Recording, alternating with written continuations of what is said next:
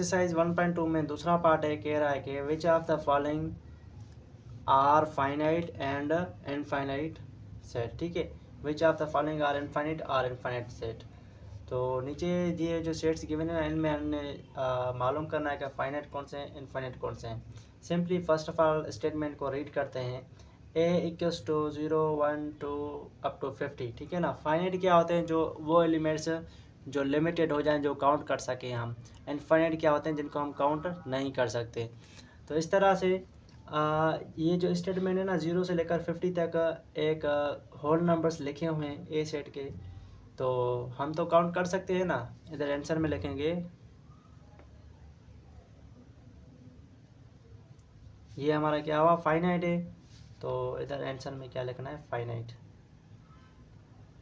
ठीक है, finite set. दूसरे पे आते हैं 100 200 300 400 अप टू 100 इनफाइनाइट। आगे भी चल के 500 600 आ जाएंगे। तो ये हमारा क्या हुआ, इनफाइनाइट होगा। आंसर में लिखेंगे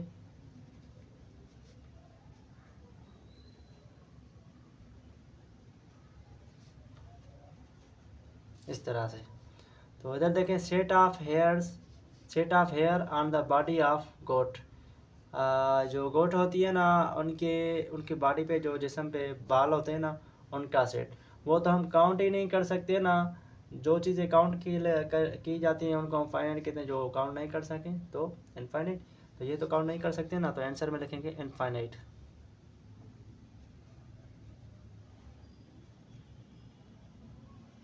इनफाइनाइट सेट इस तरह से।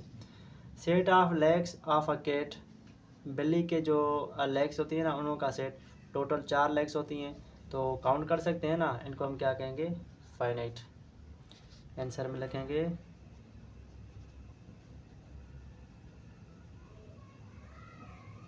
Finite set. पांचवा है यहाँ पे आंसर, मैं इसका बना रहा हूँ। Set of stars in the sky. Sky में जो स्टार्स होते हैं ना, उनका सेट जो होता है, वो स्टार तो हम काउंट ही नहीं कर सकते। तो हम क्या कहेंगे, ये हमारा इनफाइनाइट सेट होगा, इनफाइनाइट।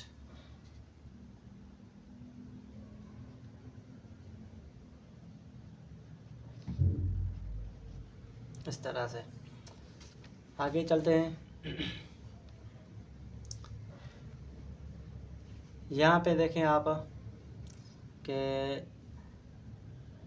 आंसर लिख रहा हूँ, बाद में पढ़ते हैं। Set of lines passing through a point. ठीक है, set of lines passing through a point, ये वाली जो होती है ना, इसको हम लाइन कहते हैं। ठीक है, कह रहा है कि एक पॉइंट है, इस पॉइंट में से लाइनों का जो सेट है ना वो, ठीक है ना, जो क्रॉस कर रही हैं एक पॉइंट में से लाइनें।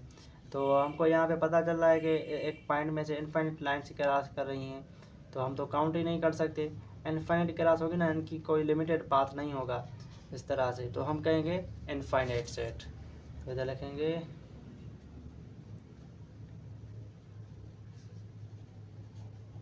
इस तरह से। ठीक आ रहा है समझ में। इसका आंसर बना रहा हूँ। इसमें कह रहा है कि set of natural numbers greater than 20 से जो ऊपर नेचुरल नंबर आते हैं ना, वो लिखें। ठीक है, वो क्या इनफाइनाइट होते हैं ना, 20 से ऊपर जो लिखते जाएंगे तो कोई लिमिटेड इसका सेक्शन नहीं होगा, तो लिखेंगे इनफाइनाइट। लेस देन अगर कहता तो फाइनाइट हो जाता।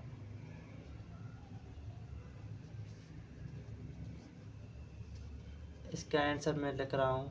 इनमें कह रहा है set of all cities of Pakistan.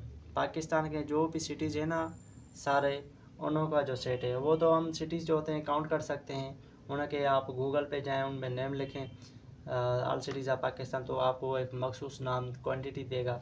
तो ये हमारा क्या होगा, काउंट कर सकते हैं एज इट इज़। ठीक है, फाइनाइट सेट। नाउ आते हैं 9 वाले पे, जो नवा है। ठीक है ना, set of all the schools in Sindh. Sindh में जो स्कूल है ना, उनका सेट। सिंध में स्कूल इनफाइनाइट है, ठीक है ना, उनको तो हम काउंट ही नहीं कर सकते। तो आप अगर देखें तो उनको हम क्या काउंट नहीं कर सकते।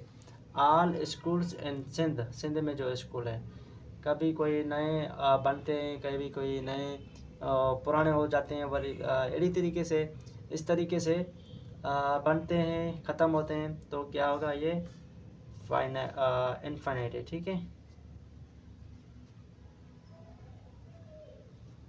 Infinite set, set of all even numbers, even number जो भी है ना उनों का सेट, तो हम कहेंगे ये भी क्या है हमारा इनफाइनाइट है, क्योंकि इवन नंबर हम काउंट नहीं कर सकते 2 4 6 8 किस तक जाए, तो लिखेंगे